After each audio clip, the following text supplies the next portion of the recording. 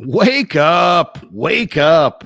And if you're a 49er fan, it's an easy day to pop out of the rack because the Niners are 2-0 and Swaggy M is in the house.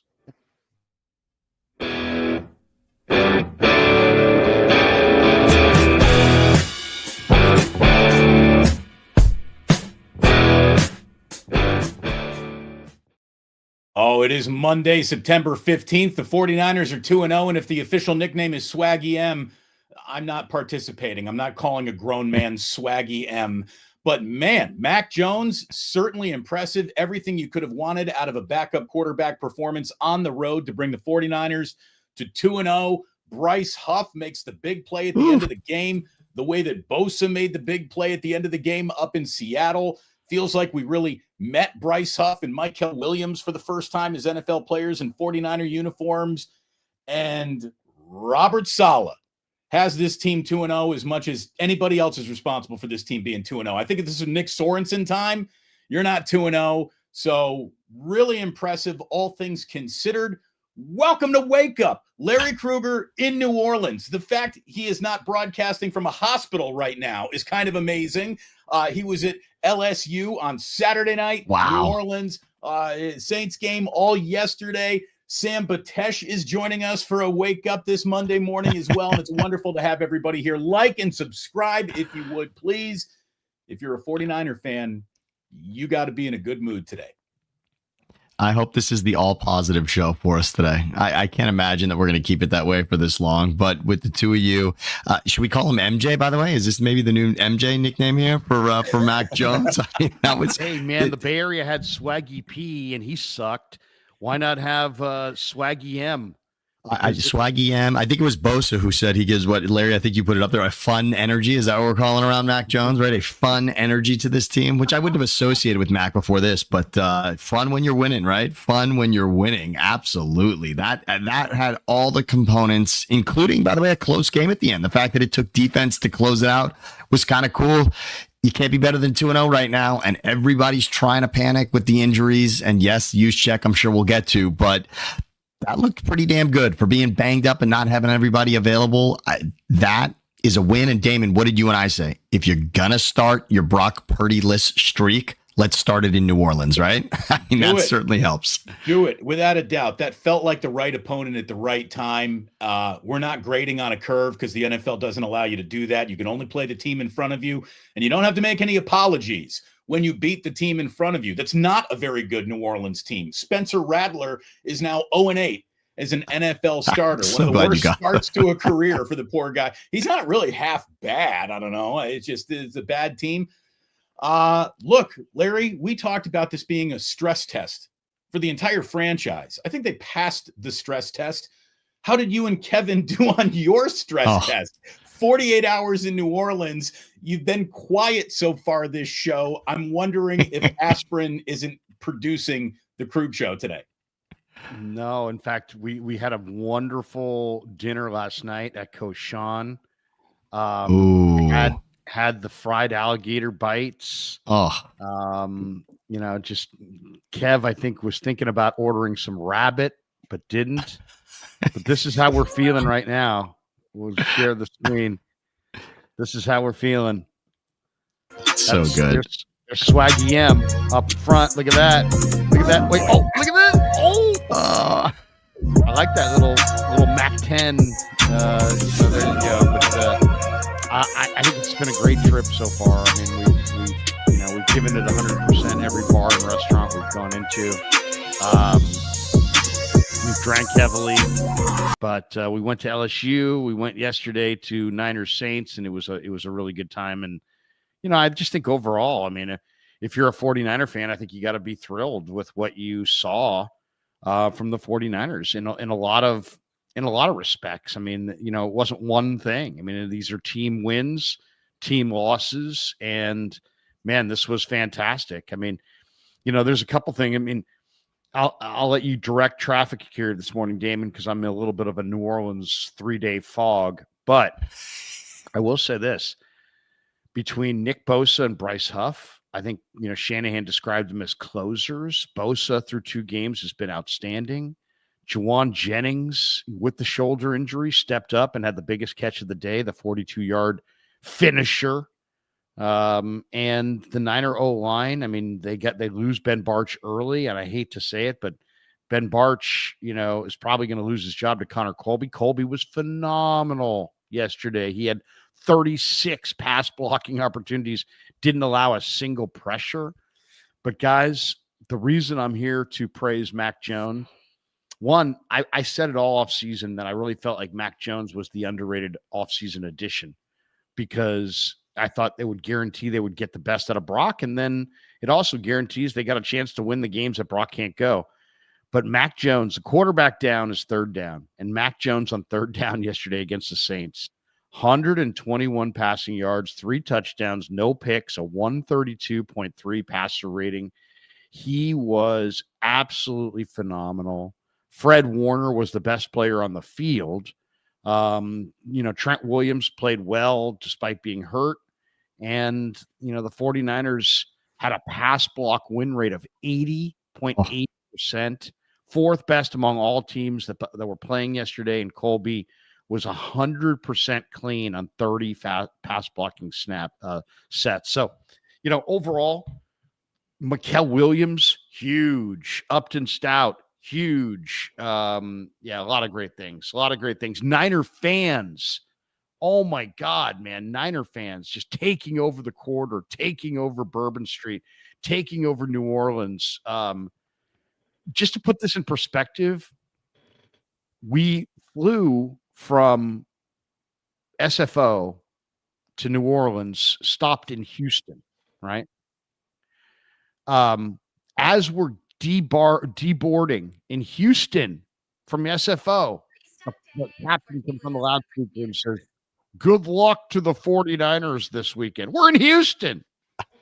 We're not even in New Orleans. Well, you just flew from San Francisco. Like he knows who's on the plane. Yeah, but I mean, there were that many Niner fans on this flight that even in the midst, and there were people getting off in Houston going, "What game are we talking about? Where are the 49ers playing?" They're playing in New Orleans. So there was limited flights, I think, to get here. So a lot of people flew through Houston. Anyway, long story short, it's been an awesome weekend here. Humid weather. I didn't realize this. It kind of reminds me of going to St. Louis in 2005 for the Final Four. And the reason for it is that when I got to St. Louis in 2005, that was in the midst of the NHL strike, and they don't have an NBA team, right? So when the Final Four rolled around in March, as you can imagine, all the tourism things, the hotels, the cabbies, they were just like, "Oh my God, we're desperate. We need more. Well, New Orleans, guys, is a great place, and I think of it as a great place. And I don't associate it with this, but the New Year's Day massacre in the quarter where the guy drove and killed 13 people and hurt 100 people, unfortunately, that scared a lot of people away, according to the locals. And New Orleans has been on a low ebb ever since. So they really need, the people here are so eager to please and eager to help you, and it's been an amazing trip. And we've seen the hospitality of New Orleans come out because, man, it's a tourism town. They need those dollars. And I don't think there's a town in America. I don't think there's a town in America where the locals are as proud to be where they're from as New Orleans. Every cab driver, every bartender you meet now in New Orleans, wants to tell you where they're from, what parish they're from, where you should go, where you shouldn't go. I mean, everybody's helpful there, and it really is great. One other thing, Damon, you'll find the greatest food here at places like Cochon, Commander's Palace. Yes. There's all kinds of great places. You'll also find unbelievably great food here, like at a gas station. Yes. Yes. Johnny's Po' Boy. I mean, come on. Yes. We came back from LSU, Florida. It was super late. And we were starved because we really didn't eat at LSU, Florida. We drank down there. We didn't eat that much. So we're like, hey, let's get something. And we found this neighborhood bar, and couldn't have been more than 12 seats in the whole place. Dark as hell, playing Grateful Dead music when we walked in. I couldn't believe it. I'm like, they're playing the Dead. And had just one of the best dinners I've had. I mean, in a long time. I mean, it was just really, really good stuff. And this is at a bar, That's just great. a random bar. We even asked them, Kev's like, hey, do you guys serve food? They're like, yeah, we're like, you guys still serving food? They're like, oh yeah, kitchen's open. It was like after midnight. Sure. So That's it. I love a late town, and New Orleans goes late for sure. Oh, they're so late. My mom's from New Orleans, by the way. My parents met at LSU, so I've got deep ties with all of that. And so I'm glad you went and did both, with Baton Rouge included in that. But of course, I mean, look, barbecue shrimp, po' boys, etc., beignets, which if you want to tell that story again, Larry, which is hysterical with your face in the plate. I'm sure Kevin got a nice version of that as well. But New Orleans, what an incredible city to be at. And for sports, really. I mean, they do take it seriously. The Saints are not really doing much at the moment, but that is a city that is happy to have you there. And really, you don't really hear terrible stories about the fans. The fans are generally there excited for their team, but not a lot of nonsense against the other opposing fans either. Right. It's generally a party vibe all the way around. It's not like you wear an opposing jersey in the Superdome, you're going to get a beer thrown at you. No, it's not at all. It's not like not at all. Philadelphia, if you don't mind. Yeah. Anyway, let me ask you this, Kruger, because you and I had been in the Superdome together for a Super Bowl, which is its own thing. What was the atmosphere in the Superdome like? And it felt like Niners fans were incredibly vocal when the Saints were on offense. I mean, that sounded like a very partisan 49ers crowd, which is another. It's hard to do that in Seattle. It's hard to do that in New Orleans. It's funny. It's like I mentioned this to Kev and to JD yesterday because we took some pictures out on the field before we left because we were the last people there. We were literally the last people in the dome last night. It's, we were there for Super Bowl 47. That was 2013. This is now over a decade later. The dome looks quite a bit better than it did. That's good. In the Super Bowl. Now, the Super Bowl was here last year. Eagles fans may remember. But it's like, okay, a couple things stand out. One, do you remember, Damon, when we were there for the Super Bowl, the kind of odd, almost like metallic sheen that was off the turf? That it was like I thought it was like a reflection of the ceiling, which is the biggest suspended ceiling, I think, in the world. That's the biggest domed ceiling in the world. Totally. They've gotten a better turf with better optics. So now it's like a rich green. There's not that kind of shiny, weird, fake turf look. That's one. Two, the lighting, I thought which was kind of more dim and more yellowy when we were there for the Super Bowl, was really bright and white and they really illuminate that place incredibly well. And they just have made it look a lot sharper. It's a better looking dome. It's been, as you know, it's a dome that's been open for decades.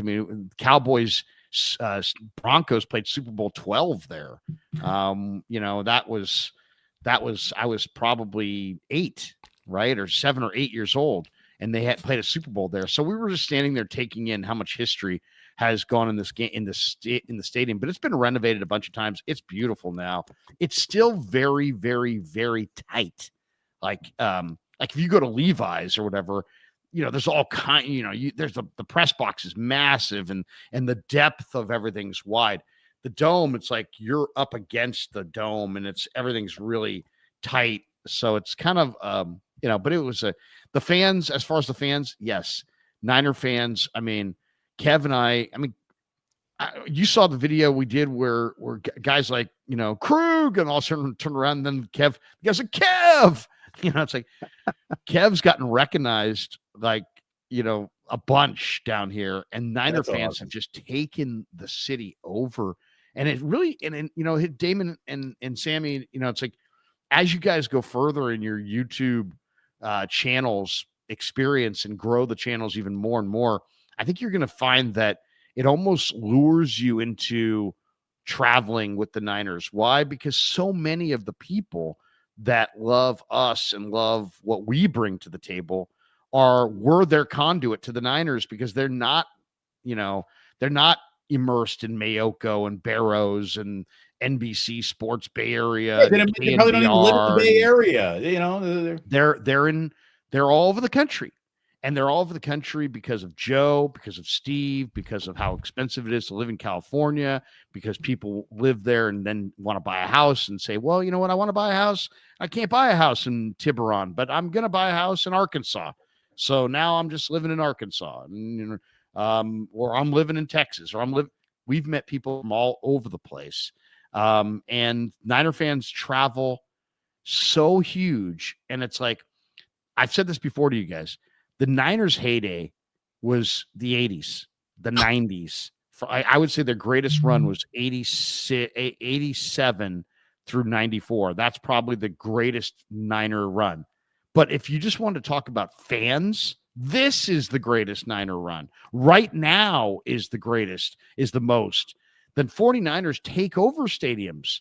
And it's an amazing thing. So maybe more than any other team. Recognize this. So many people came up and we've got invited to so many different tailgaters and parties and all kinds of things. So this is the spot to be. I would suggest, if you're a Niner content creator, you probably should go out on the road at least once over the course of the year, just so you can do some FaceTime with the people that support our channels. And Larry, don't forget also, this used to be divisional. Remember New Orleans and the Niners. This also used to be part of when the divisions before they were realigned. So there's a lot of history here with the Saints and the Niners. It's great. They love that NFC West with the Falcons and the Saints. And by the way, seriously, that did not make a lot of geographical sense in real time or any time. It doesn't make any sense looking back at it either, to be totally honest with you. It's awesome. I'm glad that you and Kevin went out on the road and have had such a great time. The videos and content that you've produced have been fantastic. But what matters most is mission accomplished. And this team, absolutely, it's a mission accomplished. Let's just talk about Mac Jones in the afternoon he had. I thought his touchdown strike to Jennings was about as perfect a pass as you've seen all year in the NFL. That was the longest touchdown reception of Juwan Jennings' career here. And the thing that was blinking at me is I'm watching this game like a neon light the entire time, was that Mac Jones has the full trust and confidence of Kyle Shanahan, and there's just no doubt about it. The formula to win this game is the three of us talked about on the shows we did together, separately, whatever. I know that we all talked about how you're going to run to victory in New Orleans. Well, that's not really what happened out there. Didn't happen. I was wrong. Came out absolutely. You ask your backup quarterback, I don't care who he is, what his pedigree is, first game playing for you, you're on the road, you are leading the entire football game, which doesn't mean you're going to ask your backup quarterback to throw 39 times, but that's what happened. 39 attempts from a backup quarterback. I don't give a shit what his name is or where he comes from. That doesn't happen very often, and it only happens if A, you're playing well and your coach believes you can do it, and I think they were playing the data in real time. I think they did go to New Orleans to run the ball, but they didn't really run the ball very well. And this offensive line, I don't believe, is built with snow plows to open up a running game. They might be better at pass protection, especially now that Connor Colby got in there and played so well. The 49ers' key to success might be its passing game, not its running game this season. And wait, put a plug in that, because when we talked about all of the panic heading into the season in regards to the weapons that you would have to throw the ball to, not to mention you're starting this game without Kittle to begin with, and Jennings, we don't know at that point when the game starts if he's healthy or not. McCaffrey, his biggest play is a passing touchdown in the end. I said to you, Damon, and I said it to you as well, Larry, this game was going to be Christian McCaffrey's coming out party. I thought this was absolutely McCaffrey's chance to tell fantasy managers everywhere, I'm back and this is it. We're in New Orleans and here I am. I'm going to chew this team up. And instead, you're absolutely right, Damon. This was a Mac Jones plan, and two things that Shanahan knew. He knew that he had an completely untethered game plan. He didn't have to change anything for Mac Jones in his game plan based on whether it was Purdy or Mac Jones. And number two, Shanahan knew Jennings was just fine. Shanahan, whatever we've heard about Jennings and whether it was contract and whether he was injured or whatnot, this is now prime Juwan Jennings. And this we can see now. Jennings as your wide receiver one is the key to success here. Jennings WR1 is the key. And Mac Yak, yeah, you better believe it on that play. I mean, that was thrown. I mean, you cannot throw it in stride to just lead a guy to the path, to the end zone. That was it. Mac Jones is there a game that any of us can remember as a New England Patriot that Mac Jones had that was better necessarily than the game he had in his first start for the Niners? I can't. I mean, I wasn't watching very closely. Okay, and I was watching a lot of those games, but as far as Mac Jones credited for a win in this way, this is as impressive as Mac Jones has been, and he was pretty good in Jacksonville last season. He had to play a lot. Did they reunite Kendrick Bourne and Mac Jones here? Was Kendrick Bourne part of that era? So, I mean, yes.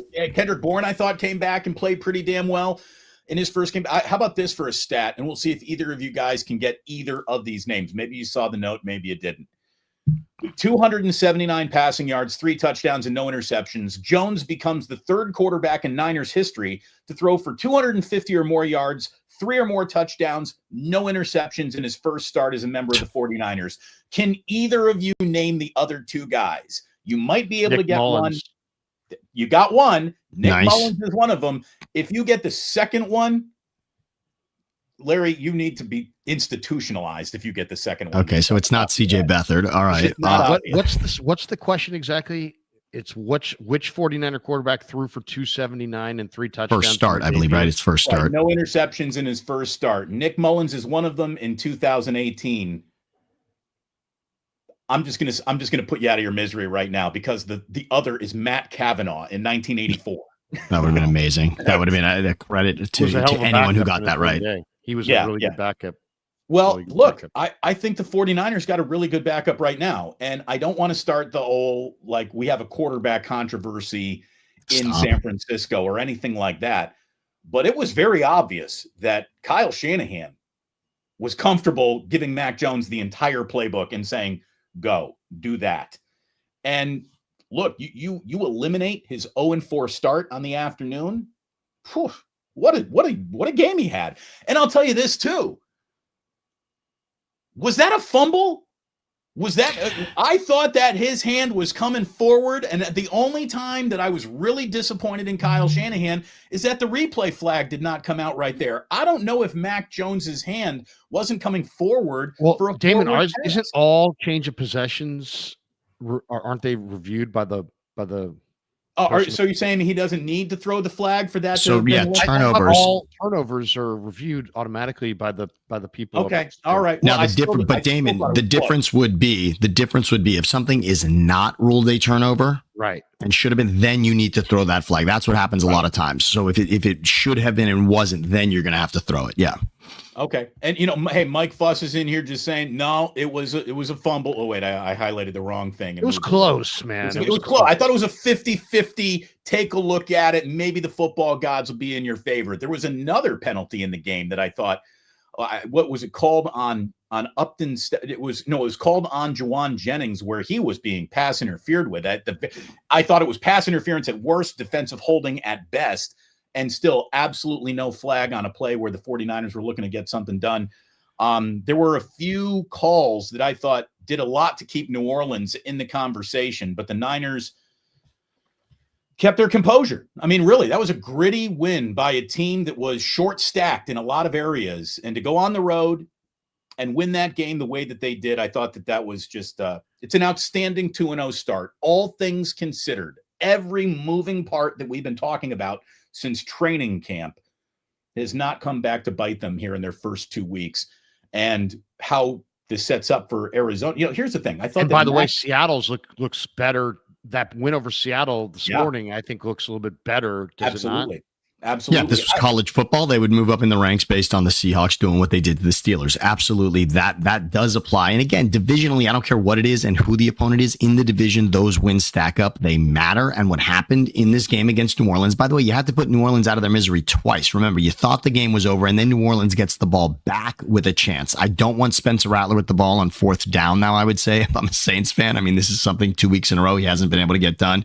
But the Bryce Huff play, and Larry, thanks for putting it on your Twitter account as well, with Baldinger breaking down the way Huff got to that ball. But what a play. And we said it that the defense was going to have to play a major role this season. We were all excited because of Saleh coming back.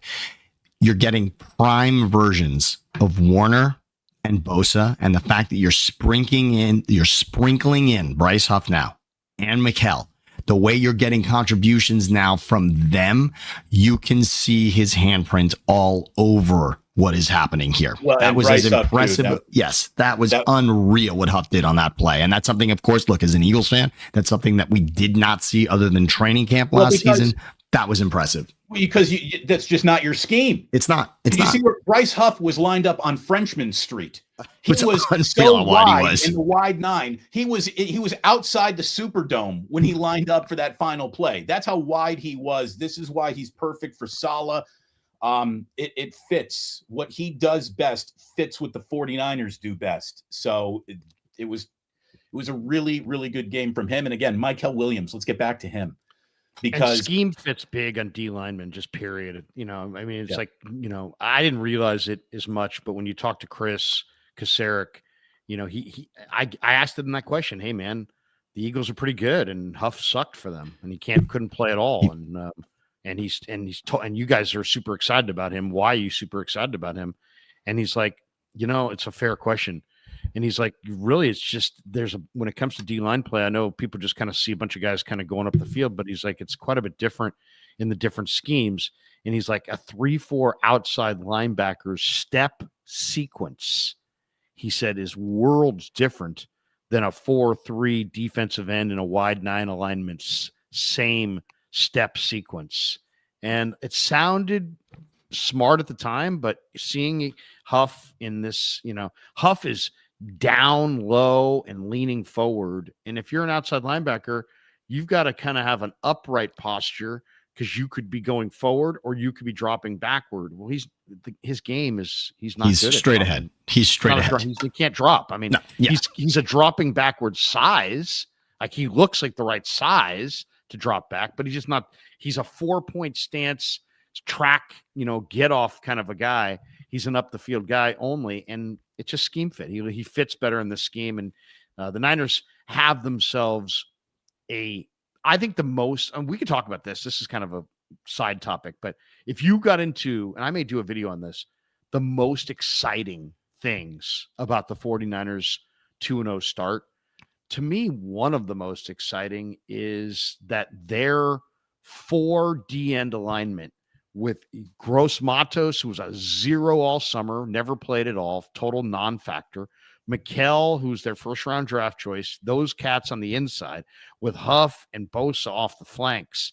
To me, that is the most exciting part of the 49ers right now. It's just how incredibly athletic and hard to block their, what call it NASCAR pack, whatever you want to call it, their nickel front, with 4 edge rushers basically all lined up across the front.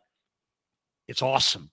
It's amazing. I saw the Eagles win the Super Bowl twice in the last few years, and I think the Eagles showed something in those 2 Super Bowls that I think the rest of the league is going to start to copy, and that is that in today's football, you got to have all 4 of your guys up front have to be pass rushers. You can't give away. You can't have. I mean, ironically, the Eagles drafted Jordan Davis. He's not a pass rusher. That was going to be my one statement. Although that is improving a little bit, and look what happened week 1. He was forced into that spot, right, Larry? So all of a sudden, Jalen Carter spits on Dak Prescott. Different situation. Jordan Davis has to kind of be that guy in the middle, and it was different. But you're right. You're right. You got to rush in front. You can't. The days of even Evan Anderson, who we really love, right? He's a really good run defender. But the Niners were like, hey, give us Jordan Jefferson. We'll put Evan Anderson on practice squad. Why? Because Jordan Jefferson is big, strong, and he has a great first step. He can rush the passer. You have to be able to rush the passer from all 4 spots. And now teams aren't even making any illusion of it. I mean, Mikel Williams is a defensive end. Yatir Gross-Matos is a defensive end. But they're playing inside at defensive tackle on passing downs, and they're too much for the guard. So this is something there's lots of things to be excited about. I'm very excited about that 4-man front when the Niners can get a lead and try to finish teams off. And one thing to say here for those that aren't going to, sorry, Damon, I just want to say before everyone gets excited. Now 2-0, this is a great time of the year where you're going to see a lot of content on 2-0, 0-2, right? Who is sort of pretender contender, right? Because that we all know there are 0-2 teams that end up in the Super Bowl. There are 2-0 teams that don't make the playoffs. And so where do you slot, the Niners, where are they slotting within this, right? Is this 2-0, but it's all just done with tissue paper and duct tape? Or is this 2-0 and we're really feeling like this is something? The benefit of having the amazing schedule the Niners do is that you can stack wins. The problem with it is the rest of the league is not going to take notice in the way that Niners fans want it to happen. This is going to be a slow drip. Oh, that's great. Let them be under the radar. You're right. That's absolutely. Let the Niners be off page one for a season or two. Yes, that'll be nice. That'll be nice. I guarantee you they are happy with that too. To get back to the interior rush of this defensive line, it's a copycat league. It's a copycat league. What one team has success with today, everyone's going to try to do tomorrow. And about 2 seasons ago, the 7-step drop basically died. Your 5-step drop is now your real big, we're going to wind one up and uncork one downfield. And the 3-step drop, ball out in under 3 seconds, is standard operating procedure. I think that this has taken defensive ends, which used to be so valuable, and muted their actual value because the ball is gone before they're there. So you're watching teams take their best pass rushers and move them inside because the fastest way to the quarterback is a straight line. Instead of coming around the edges, you just come through the line. So I just think that we're looking at the evolution of the modern pass rush. And this is what you were saying, Larry. All 4 guys got to be able to get to the quarterback. What a shame Javon Hargrave, who literally was like, this is what I'm good at as a defensive tackle, didn't show that to the 49ers when he was out here. He just got bullied in the run game and didn't really affect the pass very much. But Yetur Gross-Matos, who would have ever thought that this guy would have mattered? And I got to tell you, too, just a cherry on top of, okay, I thought this guy was going to play well. I thought this guy was going to have a good year, but I didn't think that this guy was going to be like, I'm affecting the outcome of games level difference maker. Hello, D. Winters. Dude, I mean, first of all, we've officially put Fred Warner in we expect so much excellence, we don't even salute it when we see it anymore. Fred Warner is Steph Curry going 8 of 12 from 3. Anybody else plays like that, they're on the front page. But it's Curry. He just did it again. Fred Warner is unbelievable. He is, I think, the best defensive football player maybe in this league. If your question is, can he do everything? He can do everything. Fred Warner can do everything. D. Winters playing next to him is a beast. An absolute beast.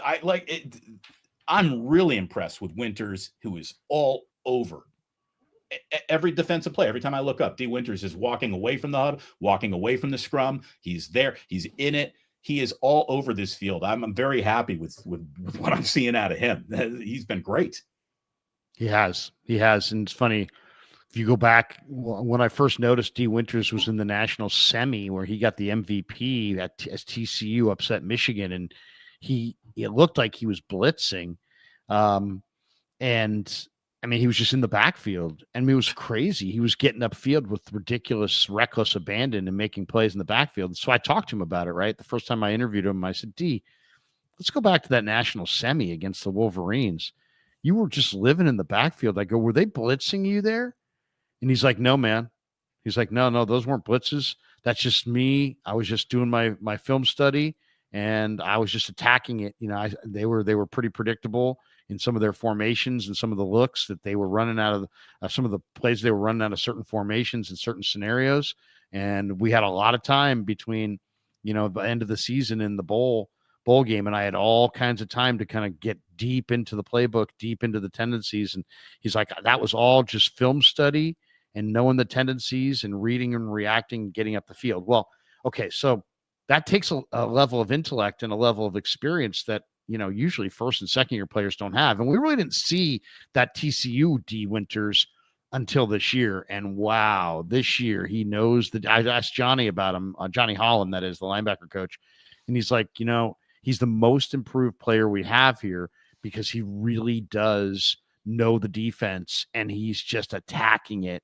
And, when you're smart and you also have the physical gifts that D Winters has, and then you get experience and you get a guy like Fred you can watch. I mean, those guys, I thought Fred had the biggest play of the game. If you said, what was the biggest play of the game? I had it down here in my notes. It was in the second half. And what happened was Fred punched the ball out. It was the Saints' seventh possession at the very end of the third quarter. Niners had just gone up 19-14, right? So the Niners have a 5-point lead, but it's late third quarter. Saints get the ball on their seventh possession. And this is when Rattler scrambled on first down, and then D Winters got the penalty for the late hit out of bounds. So like one play into the drive, they're already crossed the 50 and they're in Niner territory. Then Rattler finds Olave on 1st and 10, and they're down at the 36-yard line. Then Kendry Miller ran for 6 yards, and they're at 2nd and 4 from the 30. And you're sitting there going, shit, these guys are going to make it 21-14. And this is going to be a battle royale, even though they look sloppy. The Niners look better. The Saints are going to wind up with a lead here at the end of the third quarter, and I don't like the way this is going. 2nd and 4 from the 30. Rattler goes to Kamara, and here comes Fred Warner. Who's still a beast, by the way. Freaking Alvin Kamara, man. And he punched that thing out. And they ruled it one way on the field. They said it was a catch, but that he was down by contact. Shanahan smartly challenged it. The Niners won the challenge and got the football back. And literally 5 plays later, Jones is hooking up with Juwan Jennings on that 42-yard pass. And instead of being 21-19 Saints, or, it was 26-14 Niners early in the fourth quarter. I thought the game, that was a huge challenge, and it was a huge play by Fred. And I asked Ricky Pearsall about it in the locker room afterwards. He's like, man, I got bruises up and down my arms from training camp because Fred just practicing that punch. And, it's like Fred trained as a boxer in the off season. So that punch is getting more and more power behind it every day. So yeah, he's perfected it, man. And it's like you can't force a fumble if you don't try to force a fumble. He's trying to force a fumble on every play. And, it's really smart. It doesn't matter if you give up a 5-yard gain, if you get possession of the ball. It's like possession means so much in the NFL, and selling out for, changes of possession and forced fumbles, probably a smart thing to do. And Larry, that could have been the Saints' best play of the game. That would have been the highlight that everybody was watching from this game because of the catch that Kamara made, the David Tyree catch that Kamara was making on his helmet in that moment. Yeah. And for Warner to recognize, because what happens in those incredible plays, right? What happens when guys are fighting for extra yards, and what happens when guys are contorting their body to make incredible catches? They're vulnerable. And that's what Warner knew there. This is a great chance, and he gets the ball out there. And credit to the entire league. We often talk about maybe if replay takes too long and whatnot. Kamara's elbow could have touched the ground. His shin could have touched the ground. His knee could have touched the ground. His butt could have touched the ground. All of those were in play, and you eliminated one by one. If you were watching that at home going back, you could eliminate each one of those one by one. No, his elbow didn't touch. No, his shin wasn't down. No, it wasn't his knee. And no, his butt never hit the turf before that ball comes out. That is the beauty of replay. That is the beauty of what the NFL has done. If I can get it right at home on my couch, get it right on the field, and that's the way to reward an incredible defensive play. Everything was done right there. 16 forced fumbles in his career for Fred Warner now. That is the most in 49ers franchise history since the forced fumble became a statistic that they tracked in 1994. Is that good? Fred Warner also now has 54 pass deflections in his career. That surpasses Hall of Famer Patrick Willis now for the most since that stat became official in 1994. So what we're looking at in Fred Warner is probably a Hall of Fame player at the peak of his powers in the prime of his career. and enjoy, everyone. The guy puts on a hell of a show. A team high 11 tackles, a forced fumble, a pass deflection, and a fumble recovery yesterday in New Orleans. He was special. It is special to have all of you here for a Victory Monday. Like and subscribe. The Krug Show, Damon Bruce Plus, Thinking Out Loud, Siciliano, and Sam. We are streaming on all 3 channels today. If you could give a little love to all 3 channels. And Larry, again, I know that your trip was made possible by the generous contributions of your sponsors. I feel like we've gone too long without giving any love to our sponsors. Let me just say, Ike's, we love you. Your sandwiches are delicious. And hey, on your way out of New Orleans, Larry, you can stop at an Ike's and get a sandwich. He's got a restaurant there. We're just on the edge of the quarter, I believe.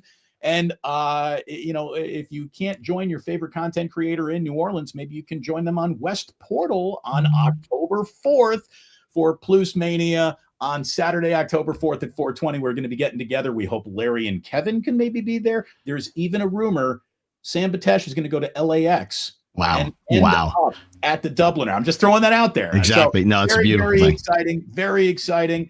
I love the pig and the pickle shout outs you were getting in the quarter, Larry. Dude, that was so amazing. That was all organic. It was crazy. You're like, this isn't a plant. It's not a plant. Are you a plant, sir? Did I plan to have you here at this moment? He's like, no. Dude, we're doing a morning video in the quarter, and we got spotted. And then it's the Niner fans are out in full force. And yeah, the Krug Show's gotten a lot of love. It's really, Kev, who's like, hates to blow me up in any way, and he's like, Dad, there's all kinds of people recognizing us down here. The channel is blown up, and thank you to Claudaddy Arcades for sending us here. He's a great follow on Instagram at Claw_Daddy_Arcades to find a location near you. His location in Capitola Mall is open right now. It's open today. You can go there if you want to check out the arcade in Capitola Mall. And he's got another one opening later on this year in Visalia Mall. And thanks to Claudaddy Arcades. Once again, great follow on Instagram at Claw_Daddy_Arcades to find a location near you. And of course, the Krug Show brought to you by Pig at a Pickle, the best barbecue in all of Northern California. Check them out. They're in Emeryville. They're in Corte Madera. They're open 7 days a week. And man, if Damon Stainbrook could see how many people recognized Pig in a Pickle and yelled Pig in a Pickle at us in the quarter last night as we were walking around, unbelievable. Absolutely unbelievable. It's just incredible. So thanks to Damon and Mary and the good people at Pig in a Pickle. And also, as you can see on the screen, the Krug Show, this 49er football season is presented by Sleeper. So Sleeper is the fastest growing fantasy platform in the world. It's a one-stop shop. You get blazing fast news, real-time stats, group chat, season-long leagues, and of course, Sleeper picks. And we won a couple of our Sleeper things this week. We made like $60 on a $5. I did too. Damon had a big one. Damon, was that a parlay, Damon? That was a few that stacked up.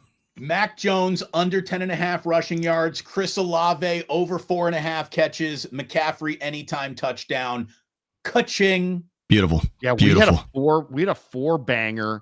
We had Ricky Pearsall over, and it was 55, and he had 56. Yeah, so that one barely crept over.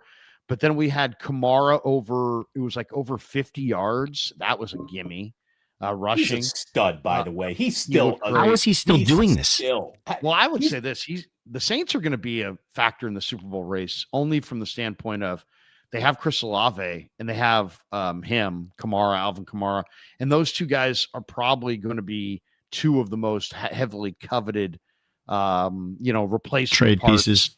Trade pieces. Trade pieces. Yeah, between now and November 1st, which is the NFL trade deadline, my prediction is the Saints move maybe 3 guys, but definitely Olave, definitely Kamara, and possibly even maybe one of their defensive players. Speaking of defense, can I ask you both this? I want to ask you both, speaking of Saints defense, is it amazing that Chase Young doesn't even get on the field for this team? Right but what I don't understand is he's been irrelevant. Frankly, when the trade went down for him to join the Niners, I thought that was going to wreck the league. And it was it's been a whimper ever since then. I'm stunned. Cadillac did. I called that out I mean, seriously. I mean, I'm not patting myself on the back on this one, but I did call that out. I called that out to Kyle Shanahan in the presser the week after the NFC title game. I said, hey, I watched the film. You have guys Cadillacing on the backside in the fucking NFC Championship game. Wild. I'm like, is that your culture? And he gave me a look, and I'll credit Kyle Shanahan, man. Kyle Shanahan, do you think he liked that question? Hell no. Do you think he, was probably wishing me dead in that moment? Maybe. But you know what? He's real. And I don't think he hated the question, Larry. I think he was almost he's like, he was disgusted by the action for sure. Yes. Not mine, but yes. He's upset with Chase in that moment. Yeah. And dude, I got to tell you. So, I mean, sorry to interrupt you, but he goes, he's like, that is absolutely not our culture. Okay. The next day, Lynch had a meeting with the media in the press room and was like, that is absolutely, he's like, we talked about it internally. I don't think you're going to see that again. Okay. That was, then we get that same day, Steve Wilkes comes into the presser and he looks right over at me and he's like talking about Chase Young and the lack of hustle. He's looking right over at me the whole time as he's saying it. I don't know if he was pissed or not. He should have been and then in the live mic copy of Super Bowl 50, whatever, with the Niners and Chiefs, you have Chase Young in the pregame next to George Kittle, and Kittle's banging his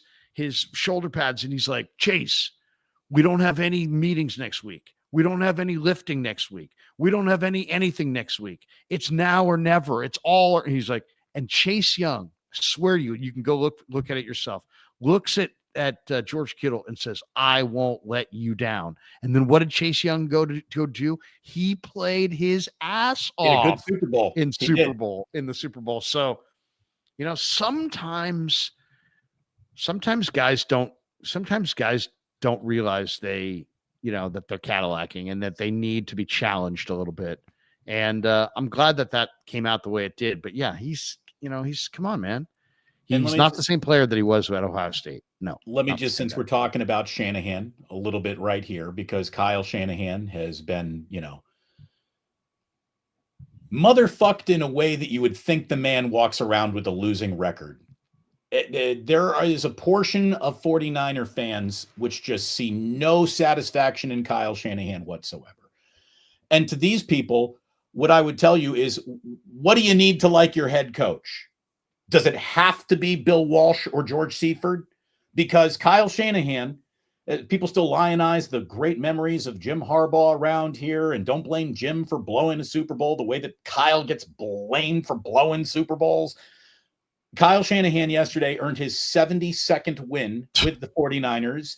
He is now the third winningest coach in franchise history. Only Bill Walsh and George Seifert have more wins than Kyle Shanahan. So again, if Kyle Shanahan's not good enough for you, he's literally good enough for the history of the 49ers to now be the third winningest coach in the history of this great historic franchise. He passes Buck Shaw, who, by the way, coached the team out of World War II into the mid-50s. I mean, so it's time to look at what Shanahan just did without Kittle, without his full complement of wide receivers, with a backup quarterback on the road, and just say, all right, even he ain't perfect. I'm going to find some itch to scratch every single game because we're just all so critical. By the way, Eddie Pinheiro missing that first point after touchdown. That was so.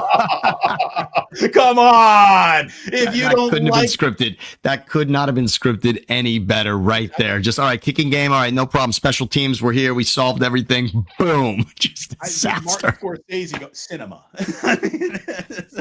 Good God, this guy is a really good coach who hasn't won a Super Bowl. That's the proper way to describe Kyle Shanahan. Any other, let me try to fit in my opinion of what I like or don't like about Kyle Shanahan. You're getting it wrong. The correct way to describe Kyle Shanahan's place in the NFL is he's the best coach in this league who hasn't put a pelt on the wall. That's who he is.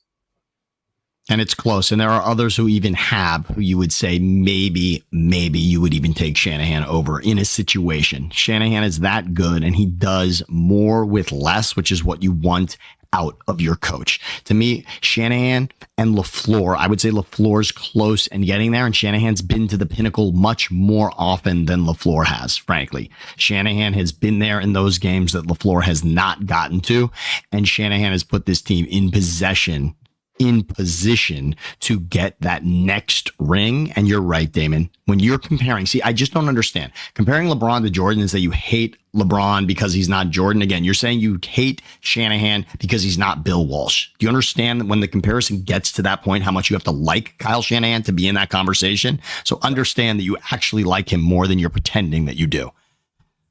You know, football coaches are intense individuals, and they're hard to be around. Bill Walsh didn't last very long. You know, some of these guys don't last very long. Jimmy Johnson, believe it or not, he was awesome, but he was like a shooting star. He didn't last very long. Eventually he had to jump to TV. I get the vibe that Sean McVay is kind of like this guy. He's going to have a great success. I don't know if he's going to last really long. As far as, you know, just Shanahan, I think is going to last long, but it's a bottom line oriented thing. And it's like, you don't just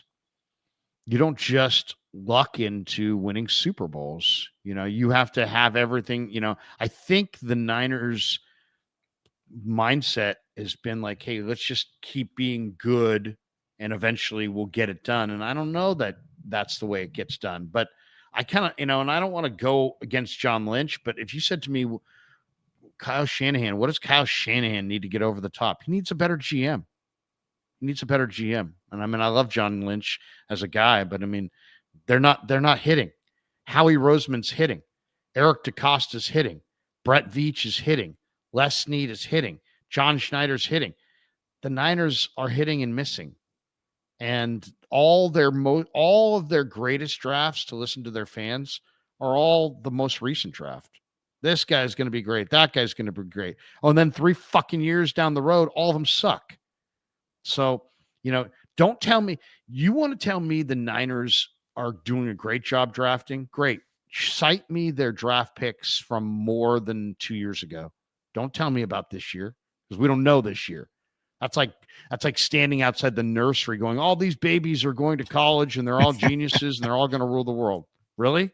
No. 3 of them are going to be incarcerated. 4 of them are going to, you know, be nut jobs. I mean, you don't know. I mean, you don't know. So don't tell me about how awesome the Niners draft was and cite something that happened 45 minutes ago, when I can sit there and go Cam Latu, motherfucker, Jake Moody, motherfucker, the entire draft class, Dante Pettis, Jalen Hurd, Joe Williams, CJ Beathard.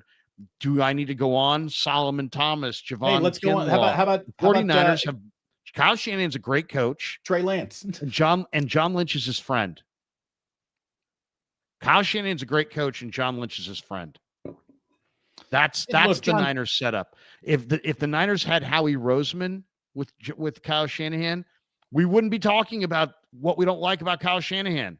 We'd be talking about, man, what did you think of which Super Bowl do you like best that we've won? That's what we would be debating on this show. Roseman is great. Sirianni's just a guy. He's a jag. He ain't like you or I. He's just a guy. Shanahan's a great coach. Unfortunately, as a personnel guy, Lynch is just a guy. And they've made too many mistakes. They've missed too many times. And I can call it out, or Jed can call it out. Somebody's going to have to call it out. Okay? Because I can go turn. You wanted to go through a walk down an ugly path, type into Google 49er draft history, and then just peruse it and tell me that they're totally set. What they need to do is they need to promote. You know, this is how you either fire people, and people that you can't fire, you promote. And if you can't fire John, then promote him. Grace. Make him the president. Hey, Parag, you're Mr. Leeds. John's the president. John, you're the president. Go find a great young Howie Roseman general manager and stop fucking around. You have a great head coach. You've gotten really, really close, but you can't keep missing on day 1, day 2 of the draft and beat the Philadelphia Eagles. Okay. So, the best personnel people that I've met are cold. Jerry West, cold. Don Nelson, cold. Jim Finks, cold. Jimmy Johnson, cold. Bill Walsh, cold. There's too much warmth. There's too much warmth on the 49ers. All these guys are warm. I don't want warm. If I want warm, I'll watch some cuddly TV show.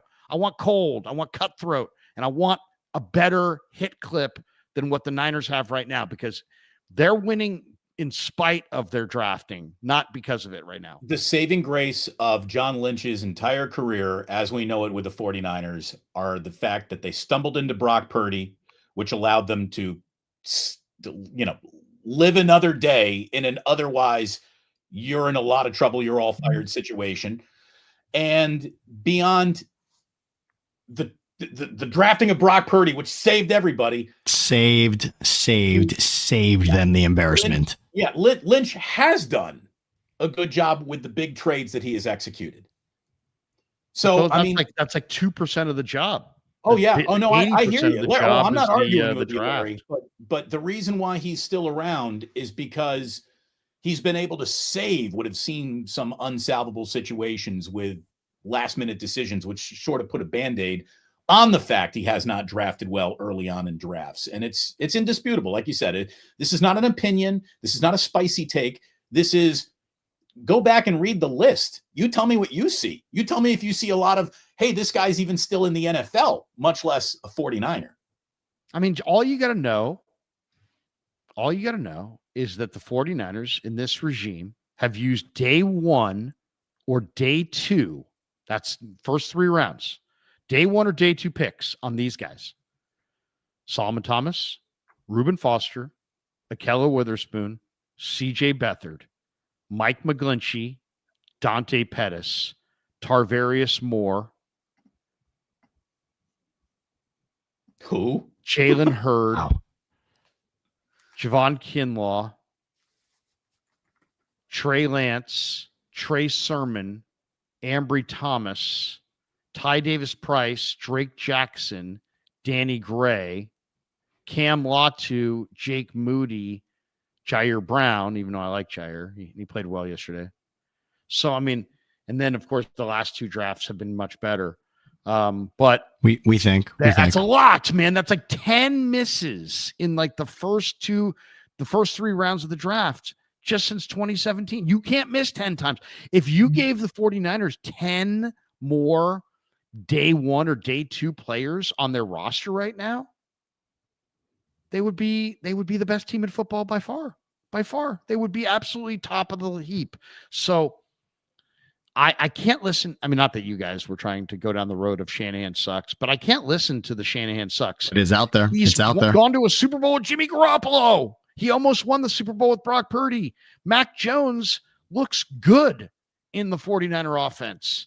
And Kyle Shanahan's offense has been top 5, I believe, is almost his entire tenure here in San Francisco. So it's too much focus on Shanahan, not enough focus on the hollow drafting of John Lynch. And, John Lynch is a great guy. John Lynch is a great face of the franchise. He is the best president. I'm not saying fire him.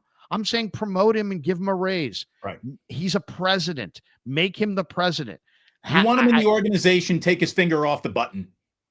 Just go find a great, young, good Kunst. I watched Diana Rossini last week. Diana Rossini came out and said that, the difference, some executive called her during the Packer game the other night and said that this is how you build a championship team, not like the Niners. And I'm thinking, first of all, okay, one, you're carrying water for other, for some guy who said something. 2, the Niners and the Packers are built almost identically. They both have $50 million quarterbacks. They both have the same offensive system. They both have star, cutting edge, top of the line edge rushers that they're paying a mint to. The only difference between the Packers and the Niners is Gutekunst has hit Luke Musgrave and Tucker Kraft and Jaden Reed. He's hit on all these guys. And so they have all this depth. And the Niners have missed on a lot of these guys, so they don't have depth. That is the difference between the go find your Gutekunst. Everybody knows John Lynch? John Lynch is could be walked down the street in Manhattan. Everybody was like, that's John Lynch. Nobody recognizes Brian Gutekunst. But who's the better GM? Gutekunst.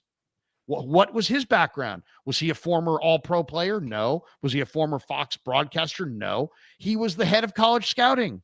And before that, he was a college scout. And before that, he was a road scout and a regional scout. And see what I'm saying? Go find your great personnel guy. Kick John upstairs and watch the Niners dominate. I think the Niners, Shanahan's a great coach and they got good talent. But if they could somehow maximize their draft in the next 3 or 4 years, they will win multiple Super Bowls in the next decade. That's my thought. I certainly hope you're right, as does everybody who's watching. I'm guess hit like and subscribe across all 3 channels if you would. Larry, I know we got 20 supers that have come in during the show. A lot of people probably want to help you pick up a New Orleans bar tab this weekend. Yes. So let's see what we got from a super standpoint, brother. All right, here we go. Away we go on the supers. There we go. News. Bryce Eldridge has been called up to the show and will debut tonight against Arizona. Thoughts? What is this? The KMBR morning show? This is the day after. This is the day after the 49ers won. A guy who's going to strike out 38% of the time, and is probably a year from being ready. Probably doesn't excite me. I think there'll be a home run or two early, and lots of people making idiotic proclamations, and then he'll hit 083. And remind us all why he probably should have been called up. But hey, I'm glad it's better show, right? I'd rather watch that show. I'll say this: I'd rather watch any game that includes Bryce Eldridge than any game that doesn't, because of his kind of circus size and power. But I would love to see the guy who is dubbed as the #1 prospect in the Giants organization come up and look great and take a job and keep it. That never happens. It's never like, hey, you know what? We put our #1 prospect into a big league lineup. It worked. It worked well, and it worked often. That just does not happen. Everyone is Dan Ortmeyer. So let's see. And it kind of sucks that Bryce Eldridge doesn't get to debut at home either. Like, you're going to have him debut on the road in where are they playing tonight? Arizona. That's a lot of teams take that tactic where you kind of want to creep a guy in, and now there's not the pressure of the home crowd, and maybe he gets a hit under his belt, and he feels it a little bit as a major leaguer. It also goes to show you just the unraveling of the Giants season overall. I mean, this is the fact that this is the excitement that's going to happen. It's ridiculous. They're a game and a half out of a wild card. They're a game and a half out. How many games left? 20? 13 games left, game and a half out. They totally blew it over the weekend because the Mets lost twice, but the Dodgers put the smackdown on them after they won on Friday on the Patrick Bailey walk-off. Come on. What a Friday night must have been, huh? That was fun. Anyways, this is that not Grand the Slam was, show. Let's get back to the 49ers. Right, let's go. Joseph Ehrenberg, felt good to finally see some good quarterback play. Oh, get out of here. Get out of here with that. And again, by the way, it was good. He was good. Mac 10, by the way. That's Mac 10. Mac was fantastic. By the percentage of Niner fans in the dome, Larry. 65% Niner fans. That's pretty awesome in a town that cares a lot about those Saints. That's pretty cool. God. By the way, it ain't easy to get to New Orleans. No. San Francisco. There is no direct flight. No. It is humid as hell here, by the way. Fuji Simeon says, what was the percentage of Niner fans at the Superdome? There you go. You just said 65. Nice. JC Mania. D. Winters is an absolute rocket on defense. I used to describe women as rockets, never football players, but there you go. Everybody sees a rocket. You say, hey, did you see any rockets? I say, yeah, at LSU. LSU for sure, Florida, yeah. But there you go. Fuji Simeon, 49er fans stimulating local economies for every road game. LOL. When do the Mac Jones is better than Purdy start appearing from Chris Brockman? LOL. I would say that's a great question, actually. Let's tackle that on its face. because Brock's going to be out, and it's the nature of the injury where rest is a good thing. So if they win next week, why would you play Brock the week after? If they win that game, why would you play? Why wouldn't you roll with your backup quarterback if your starting quarterback has legitimate borderline some variation of turf toe, which we know can be? Joe Burrow is going to miss months. Yeah, that's the worst possible version of it. Yeah, of course. I think again the backup. Does Mac Jones light it up next week against Arizona? Will people then? Because guys, I think we're naive if we think that if Mac Jones continued to play this way, that Niner fans would just, I don't think they would show Purdy loyalty. I think they would be like, this guy's the guy, trade one of these guys. I'll say this, if Mac Jones plays awesome, the Niners have him under contract for next year. So they could absolutely trade him. Mac Jones will be good. Mac Jones will be good for 4 games. That's what happens. Is a good backup quarterback in this league. It is about the consistency, and it's about what happens when people start to collect tape on you, and that is the difference. And Mac Jones does not have the escapability of Brock Purdy. I would say if I was going to identify it on one thing, Brock Purdy is sneaky good at getting away from pressure and getting into situations where he can deliver the ball down the field. Mac Jones cannot do that. 4 games, and Purdy will be that guy. The Mac Jones dirigible might come down to earth a little bit against a better pass rush like Arizona next week. But here's what he can do. Beyond igniting a fan-driven quarterback controversy, what he can do is buy time for Brock Purdy. And he bought an extra week with the way that he played. And I don't think there is hey, Alex Smith was healthy, but this is Kaepernick's job now. No. Not when you just gave that guy $53 million. No. So Brock will come back into focus as his team's starting quarterback. But what Mac Jones has given the 49ers is the gift of time. And that's going to help the stress test that they just passed in New Orleans. We have an update, by the way. Jay Glazer reporting that Brock Purdy could return in 1 to 3 weeks, which is sooner than expected per Jay Glazer. So there you go. I think what I would want to be targeting if I were the 49ers is the Rams game on Thursday night. That's when you want to bring him back. I would say just roll with it. Whatever you do, don't force him back. Just let it play out. You're winning games. Just continue to play your schedule and see where it goes. More rest. I would, I have Brock as my fantasy quarterback, so I'd like to see him in there. Aaron Rodgers didn't do great for me. By the way, Murph talks so much trash about my freaking fantasy team. He's 0-2, and I'm 10 points away tonight from going to 2-0. Nice, Larry. Congrats. Led team. Will I get 10 points combined tonight from Cameron Dicker, the kicker, and Omarion Hampton? That's the question. You're looking good unless the Chargers decide to throw the ball as much as they did in week 1. So that'll be the one thing that'll keep you away from Hampton. Omarion Hampton's supposedly going to get 12.4, and Dicker's supposedly going to get 8.3, and I'm down 104 to 94. Hey, by the way, I had Austin Eckler on my team and Joe Burrow, so I will be all over the waiver wire today. By the way, I love when you meticulously set your lineup, and then at 5 p.m. you check and you realize you were up against Amon-Ra St. Brown on Sunday. So check. It just nothing you did mattered at all. You might as well have started Brandon Ayuk. Fuji Simeon in the house. He said, trying to imagine Robert Saleh and Larry as workout buddies. That's great. I don't know, man. I bet he could probably outbench me. He could outbench me. Who's spotting who? Yeah, well, I'm not a great spotter, but I don't need a lot of spots either. I don't max out. I'm 55. I'm just trying not to tear a pec.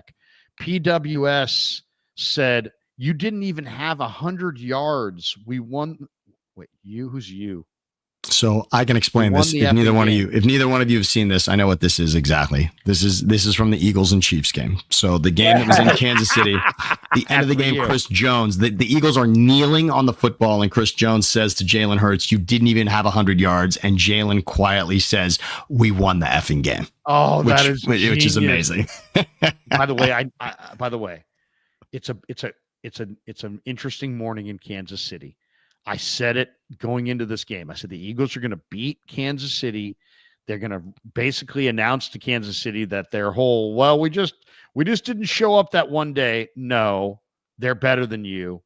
And today is the first day in years that I think the people of Kansas City can see that there's going to be an end. Right. The window as they know it is closing on them now. Although I will say the rumor of the Kansas City Chiefs demise is a bit early here. It's not over. 0-2 is not a death sentence. But no, they're not done. But I mean, Patrick Mahomes, they're done as the premier team. Yes. Well, and they will wake up Tuesday and there will be a 2-0 at the top of that division, and they will be at the bottom at 0-2. Yeah. The Chargers, the Raiders will be 2-0, and the Chiefs will be 0-2. That's going to be interesting. Patrick Mahomes is 0-2 for the first time since his sophomore year of high school. Wow. PWS Stout, first 49er rookie to get a sack. Thoughts? I love Stout. He's terrific. He's so scrappy. And you want to talk about step forwards from week 1 to week 2? I thought he played well in week 1, but had Jackson Smith and Jigba, who, by the way, is going to be a Pro Bowler this year. That guy's a stud. And he's on the Krugerrands fantasy. He's very, very nice. good. Nice. JSN. Way to go, Krug. That's a good one. He gave Stout all he wanted in week 1, and Stout came back and played great in week 2. And think about it, all the defensive line investment of rookies, and it's Stout to get the first sack of all the rookie class. That's great. Dude, we haven't talked about Mikal, but Mikal was huge. He was fantastic yesterday. He was absolutely huge. And if he continues to play like that, he's going to have a very nice little run here. We got this one from Propa. He says the Packers going to be hyped all season just to lose at home to the Niners sneaking into the playoffs. I don't think the Niners are going to sneak into the playoffs. I think it's going to be Niners are going to have 10, 11 wins. Who knows? It might be the road could come through Levi's. I mean, the Niners have such a cake schedule. They also, think about it this way. Niners have a cake schedule. They look way better, and they're going to get injured better later in and the they're year. injured. They're going to be healthy. And they're going to, and not only that, I think you've got 2 quarterbacks that you could probably win 90% of the games on your schedule with. God, and if you could just freeze your injury status right now, like the concept of the 49ers as the season goes along will actually get healthier than they are now. Like that's kind of exciting. Well, week 6, you're guaranteed. You're guaranteed to have a better wide receiver room. Week 6, period. You're guaranteed. Week 4. DeMarcus Robinson is awesome, I think. Yes. I think DeMarcus Robinson can be really good. Sunday Living says, Cards D ain't it. We'll score as long as our D holds. We'll expose that midget as a fraud. You talking about Kyler? Niners 24, Cards 20. Josh Sweat looked pretty good yesterday, granted, against Carolina, but Sweat was a wrecker yesterday. So that the Arizona D-line actually came with it pretty solid here. Arizona, again, coach. Yes. And you've said it, Damon. You've said it. There's maybe not a greater mystery in this league as far as what you're going to get week in, week out with Arizona. But again, right now they're playing like a team to beat. Arizona, you can only play who's on your schedule, but Arizona is looking solid at the moment. That's going to be a nice test. And again, by the way, we didn't say it yet. By the way, credit to the Niners. These are 2 road games, by the way, right? 2 road games to open up the season. Now at home for week 3, that's going to make a difference. But Arizona, I would not laugh at Arizona defensively. That is the one thing they went after in the draft and in free agency. Arizona said we need to get better. Obviously, as a pass rush, we need to get better entirely on defense. Arizona took a look significantly at that. And you're right, Damon. Gannon has had a lot of things working out, but defensively, they knew they needed to get more pressure. And so far, it looks like they're getting that. By the way, can I give you a little oddity here before we get to Ruben's super? Josh Dubow came out with this. The Niners have opened the season with back-to-back wins on the road of 7 points or fewer for the first time since 2007. They were 5-11 in 2007. So I don't know if that's a good harbinger of things to come or not, but they finished 5-11. That was the 2007. So we're either at the end of Mike Nolan or we're at the start of Mike Singletary at that point. So it was not good. We got this one. It's not a super, but it caught my eye. Larry, I got a question. If and when the Dolphins fire Mike McDaniels, should the Niners reunite the solid trio of Salah, Mike, and Kyle? I don't think McDaniel is the problem. I really don't. I think Tua is the problem. I think Tua can't read coverage. I think Mike McDaniel is I think the fact that Tua has gotten this far in his career without anybody realizing that he's a shitty quarterback is a testament to Mike McDaniel. And if you really know football, you'd be like, get me Mike McDaniel. Instead, people are like, oh, Mike McDaniel's going to get fired. Mike McDaniel's going to get fired. Tua is the guy that sucks. McDaniel calls incredible plays, and Tua, if that play's not there, or if he's got to go to another read, can't read coverage. That's it. I'd love to see what his numbers show about what his completion percentage and production looks like if he goes to his first read as opposed to any read after that. Because I think Tua is a circus, and I think he's going to be out of the league in 3 But years. luckily, he's such a nice. It's so nice though to have a quarterback at a discount. You know, that's the beauty of having Tua as your quarterback. He only costs $50 million to play like this. I mean, that's really what the league is about: is paying a guy $50 million to fumble the ball to the other team and throw interceptions when it matters most on your key drive of the game. I mean, that's what's crucial about having Tua as your quarterback. It is a disaster, and I agree with you, Larry, in regards to McDaniels, because he was a darling 18 months ago. Now they're saying the culture has unraveled. A lot of times the culture can be that the players are questioning, are we in the right direction? That's it. So Omar Kelly, who is as good of a beat writer as there is in football, covers the Dolphins. I follow him, and he's just saying that Mike McDaniel might have the full faith of everyone who thinks he's a good play caller, but he's kind of lost the room with what he says. And he's also lost the favor of Stephen Ross, who owns the Dolphins. And that's a number one sign you're a dead man walking if the owner is starting to turn his back on you a bit publicly, which is happening down in Miami. Well, Stephen Ross has got the Michigan ties, but he can't have Harbaugh. So we'll see. We'll see where it goes. This one also I had to put up there, 49ers 2025. I don't see anything great about Pinnock. Krug talks out of his ass. You're right. You don't see anything out of him. Fujisimi, I think he's a good player, and he's a really smart player. So much of what Pinnock brings to the table is between the ears. You know, he's a line of scrimmage safety who's best as a blitzer, and you're going to love him when you get into, you know, big blitzing situations. But yeah, I mean, you've got Siegel, you've got Malik Mustafa. Eventually they'll be the starting tandem. Fuji Simeon says, off topic, UCLA moves to the Big Ten, destroy the Pac-12, fan attendance down, coach got fired, and low attended home games this past week. At least USC is trying. Time out. Let me get a 20 on this. Let me just get a 20 on this. All right. Time out. First of all, no one cares. It's You're right. UCLA football. No one cares. I'm not even going to say UCLA. I'm not even going to say their name. Done. Forget about the Sean Vossler. I'm not talking about it. I will say this much. Pac-12 football. Last season in the playoff, you had Oregon winning the Big Ten, Arizona State Big 12, showing up big in what matters most in football. That Pac-12, don't talk about Pac-12, that is gone. But those teams, they are relevant within college football. Shouts to Scatterbo with his first touchdown yesterday as well for the Giants. By the way, when it comes to what's what in the Big Ten, you put Oregon on that same level as Michigan, Ohio State now, just permanently. Penn State joins them every now and then. But Oregon is a creme de la creme blue blood operation now. They really are. I saw somebody wrote that it was amazing that UCLA blew up the Pac-12 just to be able to play in front of 500 fans and lose to New Mexico. It was awful. That was awful. Friday night. Dude, I'll tell you this, watching college football this weekend, if anybody drafts that kid Nussmeier from LSU like in the top 10, it's like, dude, you're high as a kite. I mean, their offense had nothing. They could barely score. I felt like I was Florida's quarterback. How many interceptions did he throw? Lagway stinks, but I mean, LSU's got a pretty good defense, but Nussmeier is, I mean, LSU's offense stinks, and this guy's going to wind up going top 5. How was the atmosphere? Anyone who turns on the tape of the Bama, by the way, Larry, the Bama game last year, Nussmeier, that's all you need to watch. It's a catastrophe. Yeah, I mean, Nussmeier, I mean, come on, he's going to go top 5. He's going to go top 5, maybe top 10. But the atmosphere, Damon, was absolutely amazing. Just everything shuts down in Louisiana when LSU is playing. I mean, they just got the hardest of hardcore fans.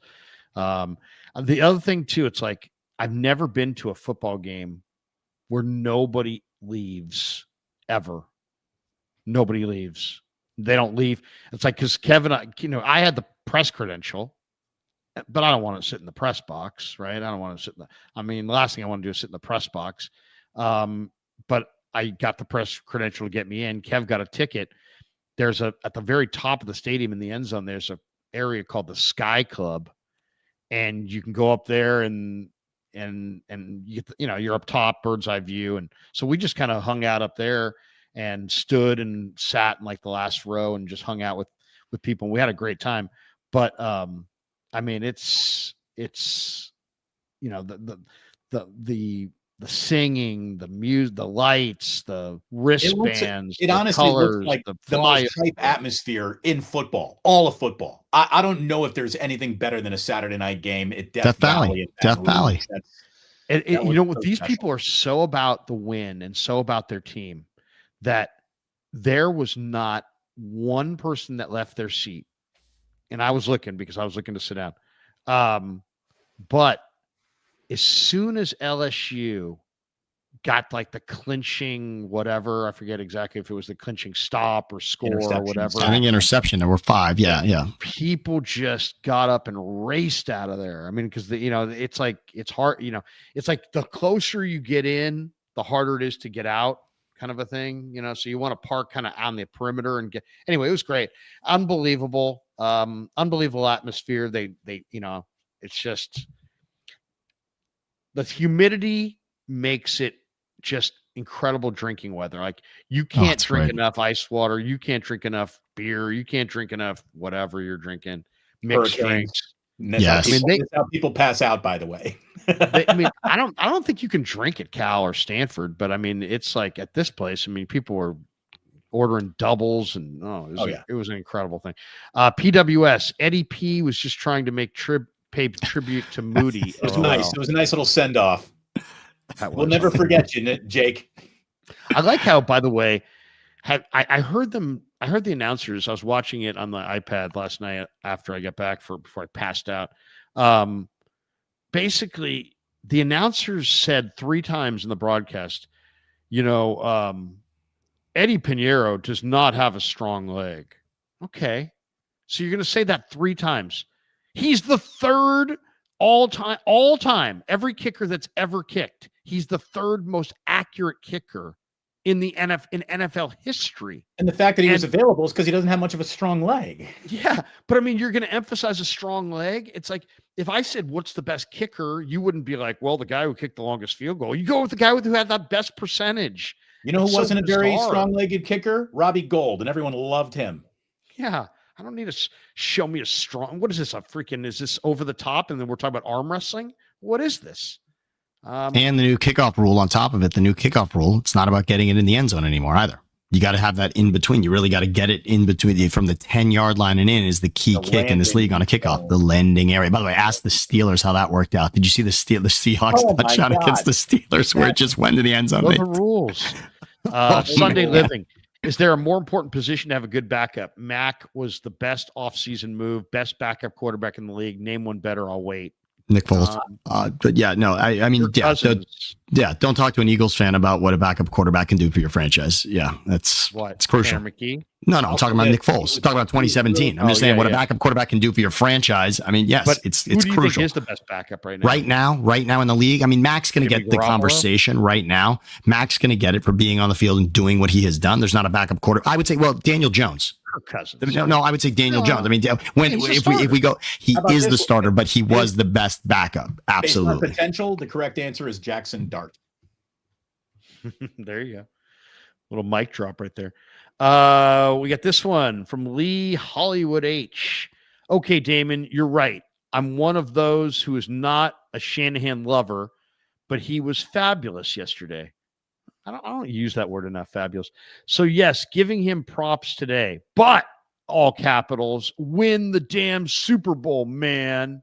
Appreciate you, Lee. Thank you very much. Feel free to drop a 20 on my channel since you're calling me out correctly. But, I appreciate you. And, yes, all caps, win the Super Bowl. That's the only thing left to do. Is there a comma after that Super Bowl, or is win the damn Super Bowl, man? What is the Super Bowl, man? Yeah, Super Bowl man is that like I Marlon love the Man? Super Bowl man. That's like Marlon Man. Home with me.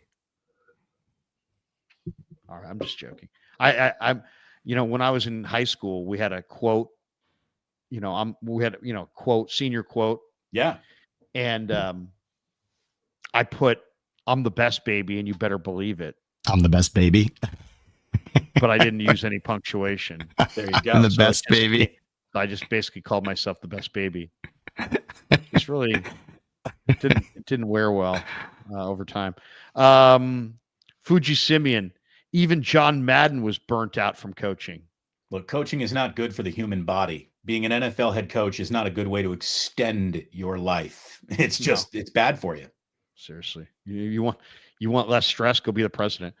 Fuji Simeon, even John. Okay, we got that one. Just did it. Thank you, Fuji. We got this one. James Foster, 2023 draft picks netted CMC. Yeah, good pivot. Equals home run. All right. Once again, we're talking about 2023, 2024. Let's go check the drafts before that. That's the rank and file of this team. Joseph Ehrenberg, Kyle deserves 14 seasons minimum. That's awesome. Hey, here's the thing. The 49ers, and I saw this. This is a pretty good one here. Listen to this, and this would be the counter to this, to what he just said there. This is the fourth time the 49ers under Kyle Shanahan have started 2-0 since he took over in 2017. They have reached at least the NFC title game in each of the previous 3 times it's happened.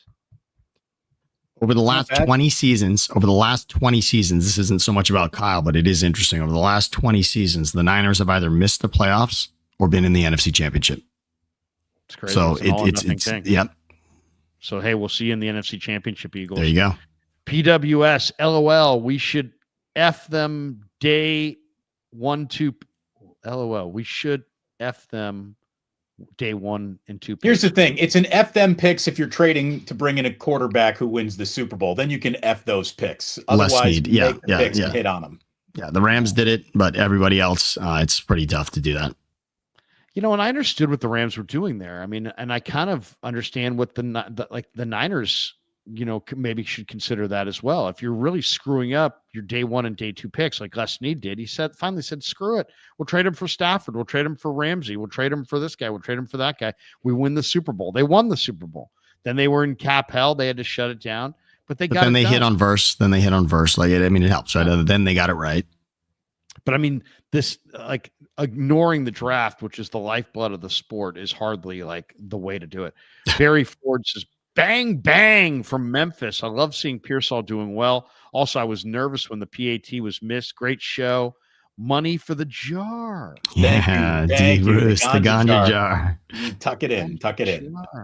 Thank you. I think somebody might have stole the jar, because I could have swore I smelled some of that in the French Quarter. Yeah, on bourbon, you think? I was going to call you in the middle of the night, Damon, and say, Damon, did somebody get inside the jar? Because there's guys that are walking around here, and I think they may have gotten inside your jar. I think they got their own jars. They may have had their own jar. LG, Mac Jones got hammered after the win from vodka. Good for Mac. There's something really likable about Mac Jones.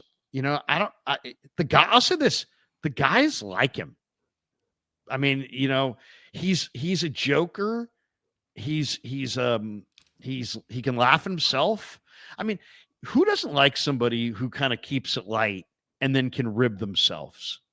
Like, that's Mac. Like, you talk to him for like 10 minutes and you're like, shit, this guy's kind of enjoyable. He's funny. He makes you laugh. He rips himself. He's just, and then yesterday out at the front of the line, with the boom box, I mean, it was great to see. It was getting a little vibey. I like him. I like him too, man. I like him. Ben _ Diesel 85. D Winters and Upton Stout are playing some ball. Love to see it. Hey, why not throw Mikell in there? Mikell had a hell of a day. Joseph Ehrenberg, I believe the Niners will have the number 1 seed. It does set up again the schedule. The schedule, by the way, I believe in Vegas, that was a very sexy pick. You could bet on the 1 seed, and based on the schedule, the Niners are either 1 or 2 on that list for getting the 1 seed. That was before they were 2-0, of course, but I think it was still Lions. I think it was Lions and Niners there for the 1 seed. You could argue if we had right now, and we'll throw it out at the end, but who's the most impressive team through 2 weeks? There's a lot of different ways to look at it. Really, I mean, there's a lot of teams. I mean, you could nominate, I would say, a half dozen teams. I think tonight, if the Chargers, I think tonight, if the Chargers win, they're going to be on that list, though. Yeah, we're going to hit that because I want to get some gambling advice from nice. I did hit on LSU, by the way. I took LSU. That was. Did you see someone mentioned Tolbert was there as well, Larry? I don't know if you saw him, but Tommy T. I was looking for him. I didn't see Tommy T. I heard him and his buddy Bergie were there. I would have loved to have bought Tommy a beer. Nostradamus says, I'm trying to imagine what Trent Baalke would be saying about Mac Jones today. Damon, Lowry, Sammy, it's great to be here with you guys. I wrote down Mac's name in an envelope. Unfortunately, I mailed it to my Aunt Lizzie, who lives in Arkansas. And I wanted to open that envelope and just be vindicated. Instead, she opened it and was like, hey, you fucking moron. You wrote Mac Jones's name and mailed it to me. So, go Mac. I like Big Macs, even though I'm a very svelte guy, Damon. As you know, I've got a washboard stomach with tremendous abs. So it's hard for me to like anybody named Mac. But you know what? I like a guy named Mac Jones. Mac Jones. I wrote down one name. It wasn't Mac Jones. That would probably be more like it. But I wrote down McCorkle and looked it up and said, hey, my name's Trent Baalke. I can't draft a guy named McCorkle. Jed would fire me for that. And everything I do is to make sure that Jed would never fire good old Trent Baalke. All right, I got to take a leak. I got to get going here. I love a good Baalke. The Baalke take is only one upped by of course the ode to Razor. I mean that's it. That's it. Thank you, Sammy. Thank you. I love LSU. You can drink. I could ride around in my Miata. There's lots of young girls. Fuji Simeon. What's your take on fines for fans storming the field in college football? I hate the fines. It's awesome. Let kids have a good time. Again, there should be no gray area. There should be no gray area. You're drinking on the streets all night, or you're in jail. That's it. Fines, forget about it. It should be that. You're either so egregious that you end up in jail, or you've done nothing wrong.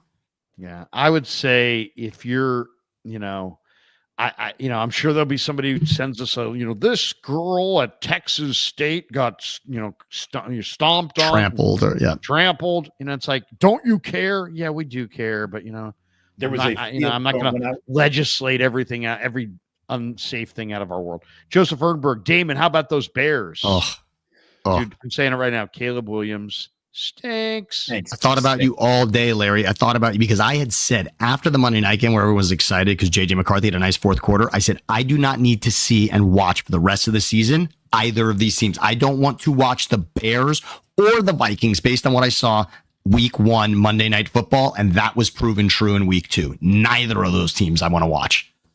Fuji Simeon, boo saying. I think I'd rather have Jordan Mason than Brian Robinson. Just throwing that out there. Oh, interesting. Yes, but nice. You also have to lose Marquise Siegel. It was a twofer. Boo saying Nacious, Larry. There you go. We got this one. Brandon Green, Larry. What would Trent Baalke say? He would say, hey, I know a guy named Brandon Green, and I'll tell you what I like more about Brandon Green than Renardo Green is Brandon Green's got a little bit of an E at the end.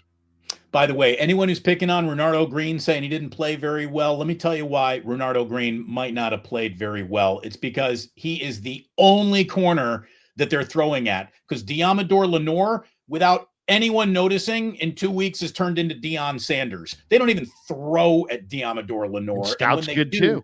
They have zero success. So they are going after Renardo Green, who is good, but being picked on.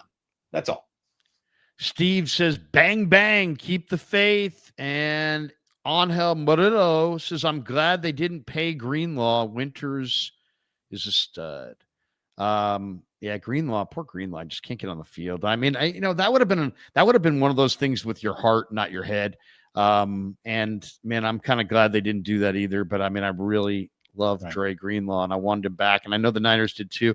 Sometimes you got to do, what you got to fight the heart and go with the head. All right. Look at it this way. Yeah. Did you see Hufanga chasing down Jonathan Taylor as well? By the way, oh yeah, it was an impressive defensive play. But Larry, you were saying guys? how Lynch needs to be less warm. He was pretty cold when he made that decision on Greenlaw. But then you hear that they went back. I really don't think he made the decision.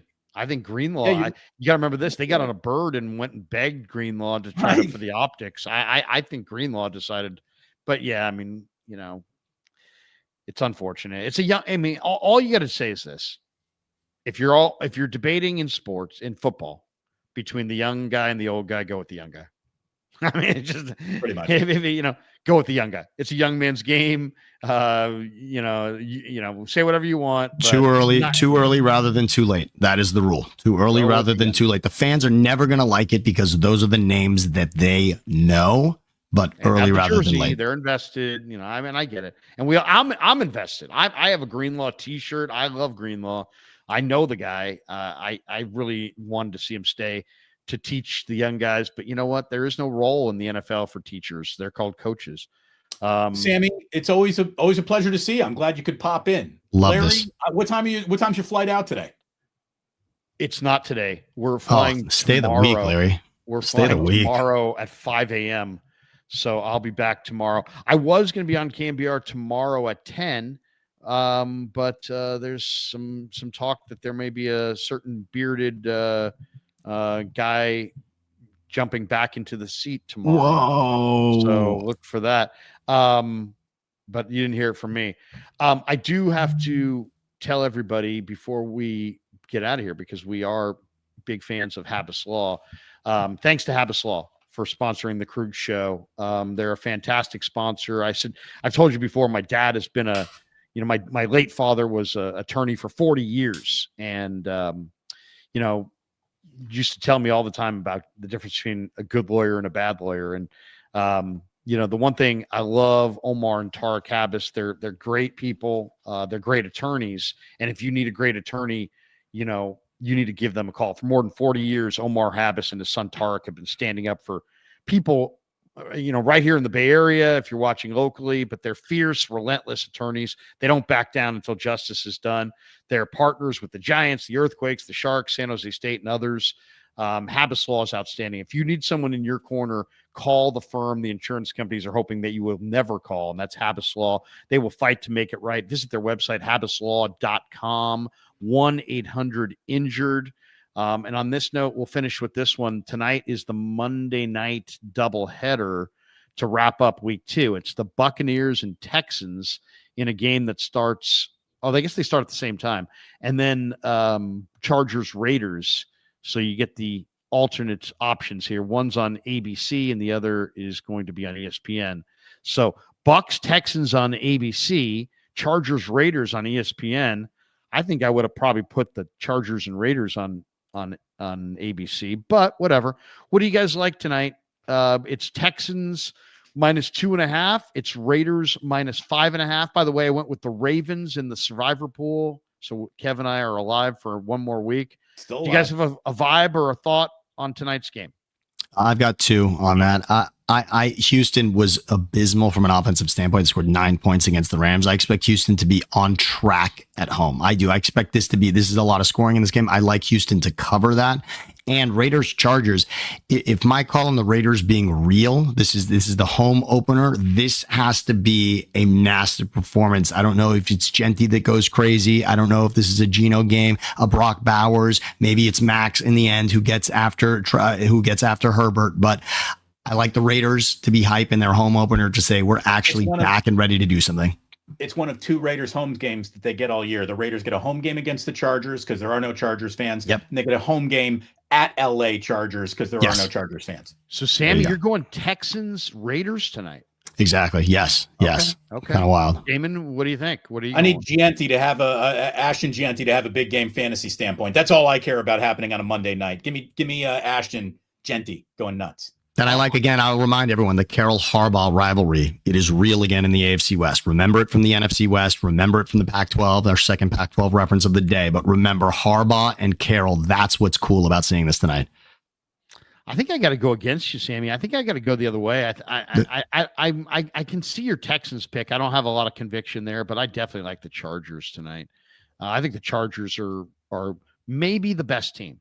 You got the Chargers in the Super Bowl, don't you? I have Chargers, Niners. Yeah, Chargers, Niners, right? Yeah, right. Yeah, that's who very do you cool. guys have? Who do you guys pick? I don't pick Super Bowl. You don't pick Super Bowl. I didn't necessarily, although I did see this as a Bills season. I didn't necessarily have opponents, but I liked the Bills to complete it and finally kind of get over whatever hump you want to call it. Have a fun day in New Orleans, Larry. Seriously, dude, man. it's going to be incredible. We're going to call it right here. We are an hour and 40 minutes into our live stream. There's over 2,000 people watching this thing on different platforms, whether it be on X or on YouTube.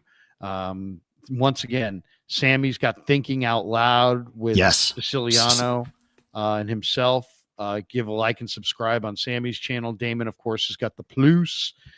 Give a like and subscribe on Damon's channel. The Krug Show is right here, and we hope you guys are loving it. And if you're watching Damon or I on X, thanks for watching.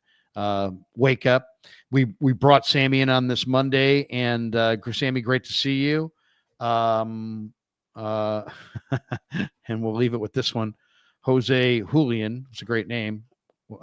Also goes by JJ, hopefully. He says, Kruger looks like a cartoon with that fan over his head. The spinning cap. The spinning cap. That's a cool cap. Right. Nice with the red and the yellow and the white. Yeah, that's great. We'll get you one of those, Larry. Yeah. Anyway, that's going to do it for us. Thanks to all of you. Thanks to everybody. Thanks to our sponsors. There are links in the description for all of our sponsors. If you want to help any of our shows, shop our sponsors. It really does help. Thanks to the boys. Thanks to all of you. Have a great rest of your Monday. Go Niners. I'm back in the Bay tomorrow. Be in Santa Clara rest of the week, getting ready for week 1 at home, which would be week 3, the home opener. Cardinals coming to town. The Mac Jones show rolls on. I will say the other Mac, watch out for McBride in that game. For what we love about the Niners defense, they have not faced a tight end like this. This will be interesting. It will be interesting to see McBride in this game from Arizona. There you go. Look at that. We're always looking ahead with a little bit of a tip. That's going to do it for us. Have a great day, everybody. Thanks for supporting the show. Peace. Yeah. Excuse me. Wrong ending.